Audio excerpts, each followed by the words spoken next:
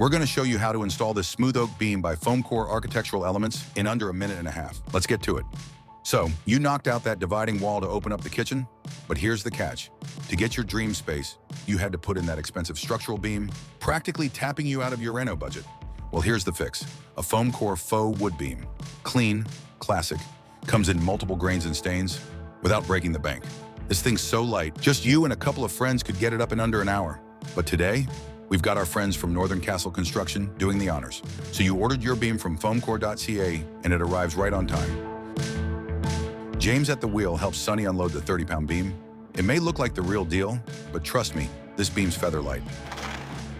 Unbox the carefully packaged beam, removing any protective foam from inside the beam. Measure the beam and make any cuts to ensure that the beam will fit perfectly.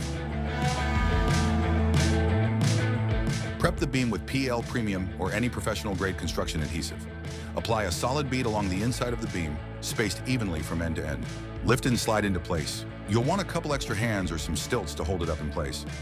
Lock it in with 2-inch brad nails, just enough to make it stay put while that adhesive does its thing. Once it's up, fill any ceiling gaps with paintable latex caulk. Hit it with a coat of ceiling paint to blend it in. And just like that, you're done. A beam that looks and feels real, no warping, no splinters, and no breaking the bank, only at Foamcore.